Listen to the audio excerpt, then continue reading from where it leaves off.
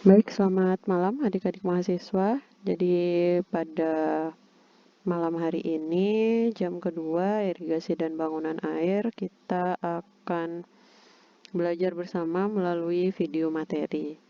Jadi tentang apa yang sudah kita pelajari, kemudian telah kita evaluasi bersama terkait dengan tugas dan lain-lainnya. Nanti untuk beberapa materi ke depan ada review ulang. Jadi agar kalian bisa mengingat kembali apa yang sudah disampaikan dan memahami lebih dalam lagi. Tentunya dan khususnya tentang irigasi dan bangunan air seperti itu. Kita akan membahas kebutuhan air irigasi. Ini semacam review dan juga ada tambahan-tambahan di dalamnya. Nah, kebutuhan air irigasi di sawah itu ditentukan oleh beberapa faktor. Yang pertama adalah penyiapan lahan. Kemudian yang kedua adalah penggunaan konsumtif. Yang ketiga ada perkolasi dan rembesan. Yang keempat ada penggantian lapisan air.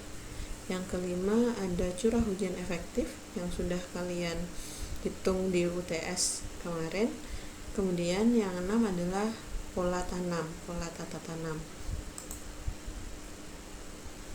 Kebutuhan air total di sawah itu mencakup beberapa faktor 1-4.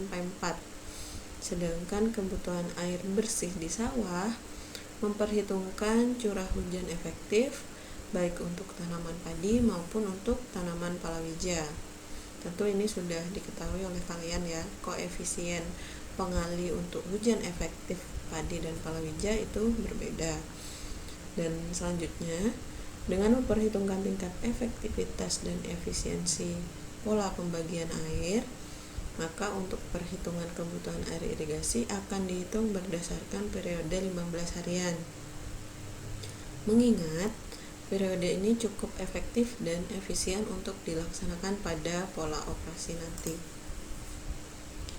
Kebutuhan air nyata untuk areal usaha pertanian, yaitu evapotranspirasi atau ET, kemudian sejumlah air yang dibutuhkan untuk pengoperasian secara khusus seperti penyiapan lahan dan penggantian air. Kemudian yang ketiga adalah kehilangan selama pemakaian. Nah, persamaan dari kebutuhan air irigasi itu adalah ET, evapotranspirasi, ditambah KA, kehilangan air, ditambah kebutuhan khusus. Ini persamaannya. Nah, di sini ada contoh. Misalnya, evapotranspirasi suatu tanaman pada suatu lahan tertentu pada suatu periode adalah 5 mm per hari. Kemudian kehilangan air ke bawah atau perkolasi itu ada 2 mm per hari. Dan kebutuhan khusus untuk penggantian lapisan air adalah 3 mm per hari. Maka berapa kebutuhan air pada periode tersebut? Cukup dengan memasukkan rumus yang tadi, kita substitusikan angkanya, kemudian kita tambahkan. Jadi kebutuhan air irigasinya 5 dari evapotranspirasi, kemudian yang 2 itu dari perkolasi, ditambah 3 yang penggantian lapis air. Sehingga kebutuhan air irigasi di sana adalah 10 mm per hari. Yang selanjutnya adalah sumber pemenuhan air irigasi. Sumber pemenuhan air irigasi itu ada beberapa. Ini ada pemberian air irigasi PAI, kemudian ada hujan efektif di sana atau HE, kemudian kelengasan yang ada di daerah perakaran. Yang selanjutnya adalah kontribusi air bawah permukaan. Bagaimana rumus pemberian air irigasi? PAI sama dengan KAI, kebutuhan air, dikurangi HE, hujan efektif, dikurangi KAT, kontribusi air tanah. Nah, contohnya seperti ini. Misalnya, ada kebutuhan air pada suatu periode telah dihitung sebesar 10 mm per harinya. Kemudian ada sumbangan hujan efektif pada periode tersebut juga telah dihitung sebesar 3 mm per hari. Kemudian selanjutnya di sana ada kontribusi air tanah, yaitu 1 mm per hari. Maka air yang perlu diberikan adalah PAI 10-3-1. Jadi pemberian air irigasinya cukup 6 mm per hari, karena yang 3 sudah dari hujan, sumbangan hujan, dan yang 1 ini adalah sumbangan dari air tanah. Jadi tidak 10 mm per hari yang diberikan, tapi 6 mm, karena air yang 4 mm ini sudah terkontribusi dari hujan efektif dan air tanah tadi. Oke, sampai di sini paham ya. Kemudian kita bisa lanjut kebutuhan air padi di sawah.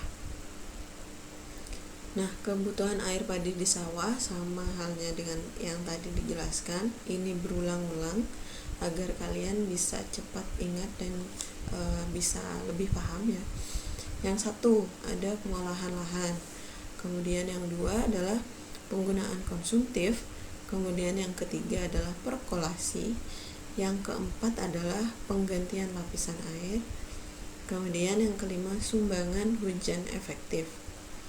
Nah, kebutuhan air total di sawah ini merupakan jumlah faktor 1 sampai dengan 4. Sedangkan kebutuhan neto air di sawah merupakan kebutuhan total dikurangi faktor hujan efektif. Kebutuhan air di sawah dapat dinyatakan dalam satuan milimeter per hari ataupun liter per detik. Oke. Kemudian kebutuhan air untuk pengolahan lahan padi itu berdasarkan karakteristik tanah, kemudian waktu pengolahannya, yang ketiga adalah tersedianya tenaga dan ternak, serta mekanisasi pertanian. Ini adalah kebutuhan air untuk penyiapan lahan. Rumusnya seperti ini: SA-SB kali N D per 10 pangkat 4 ditambah PD plus FI. Kemudian PWR itu apa? Kebutuhan air untuk penyiapan lahan. Kemudian SA dan SB itu adalah derajat kejenuhan tanah setelah dan sebelum penyiapan lahan dimulai. Ini dalam bentuk persen. Kemudian N adalah porositas tanah dalam persen rata-rata per kedalaman tanah. Kemudian D ini adalah asumsi kedalaman tanah setelah pekerjaan penyiapan lahan. PD itu apa? PD adalah kedalaman genangan setelah pekerjaan penyiapan lahan dalam milimeter. Kemudian F1 ini adalah kehilangan air di sawah selama 1 hari atau dengan satuan milimeter. Kebutuhan air untuk penyiapan lahan dapat ditentukan secara empiris, jadi tanpa perhitungan seperti tadi, yaitu sebesar 250 mm, meliputi kebutuhan untuk penyiapan lahan dan untuk lapisan air awal setelah transplantasi selesai. Nah, untuk lahan yang sudah lama tidak ditanami atau beru itu adalah suatu kondisi di mana lahan tidak ditanami apapun, itu namanya beru. Nah, jika kondisinya seperti ini, kebutuhan air untuk penyiapan lahan itu dapat ditentukan sebesar 300 mm, lebih besar karena suatu lahan yang tidak ditanami biasanya tanahnya kering dan itu membutuhkan air yang lebih tentunya daripada yang biasanya. Kemudian ini ada rumus tentang kebutuhan air untuk pengolahan lahan. Itu rumus dari Van de Graaff dan Zilstra yang diterbitkan tahun 68. Nah, ini dia untuk rumusannya. Di sini ada M, ada IR, ada K. IR itu adalah kebutuhan air untuk pengolahan lahan. Kemudian M itu adalah kebutuhan air untuk mengganti kehilangan air akibat evaporasi dan perkolasi. Evaporasi itu menguap, yang perkolasi itu air yang turun ke permukaan tanah. Kemudian EO adalah evaporasi potensial, P adalah perkolasi. Kalian sudah cukup familiar dengan rumus ini karena sudah menghitung sebelumnya. Yang K itu adalah konstanta, T itu adalah jangka waktu pengolahan dalam hari, kemudian S itu adalah kebutuhan air untuk penjenuhan dalam milimeter, kemudian E adalah bilangan eksponen 2,7182. Ini bilangan eksponen. Kalian sudah paham ini karena sudah menghitung sebelumnya, jadi yang ada salah-salah pada ujian dan latihan soal sebelumnya, jadi pahami ini betul-betul karena ini sangat penting untuk bagaimana kita mengestimasi kebutuhan air untuk irigasi dan untuk pengolahan lahan.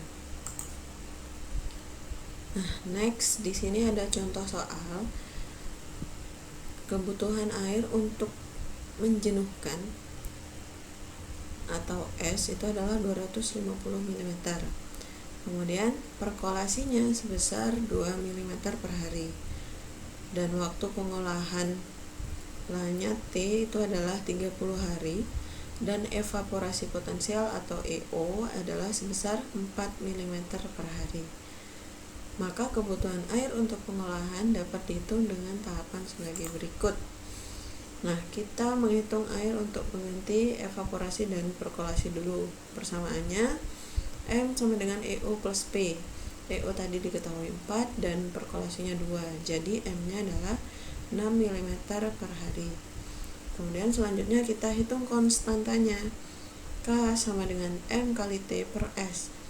M dari sini, kemudian T adalah waktunya tadi yaitu 30 hari, kemudian per S yang tadi sudah diketahui adalah 250 mm, sehingga konstanta didapat angka 0,72. Selanjutnya yang terakhir adalah menghitung kebutuhan air untuk pengolahan lahan dengan rumus IR M E pangkat K per E pangkat K-1. E adalah bilangan eksponen, jadi cukup mengalihkan dengan mensubstitusikan dengan angka yang sudah diketahui. Jadi cukup substitusikan M dan konstantanya, sehingga didapat kebutuhan air selama pengolahan lahan adalah sebesar 11,69 mm per hari. Jadi kemarin yang disederhanakan dalam tabel-tabel, untuk yang sudah paham pasti sudah tahu tahapannya ini. Bagi yang belum ada, ini adalah tahapan-tahapan perhitungannya jika dirinci satu persatu. Kemudian selanjutnya adalah penggunaan konsumtif.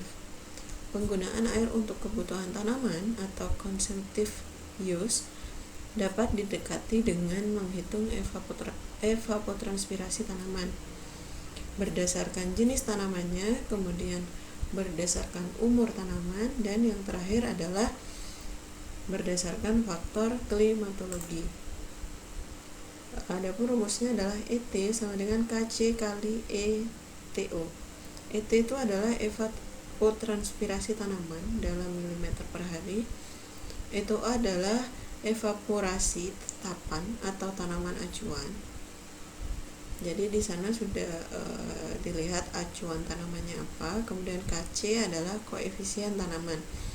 Seperti yang dijelaskan sebelum-sebelumnya bahwa setiap tanaman itu mempunyai koefisien tanaman yang berbeda.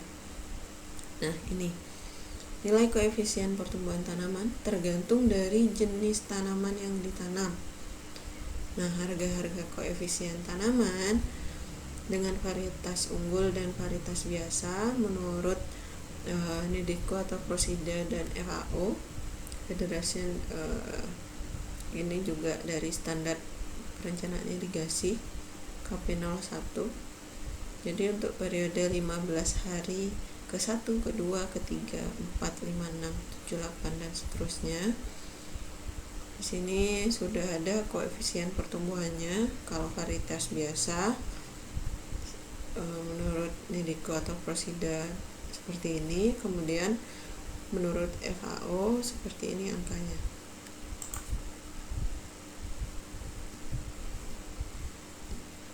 Kemudian di sini ada ETO. ETO itu adalah evapotranspirasi tetapan.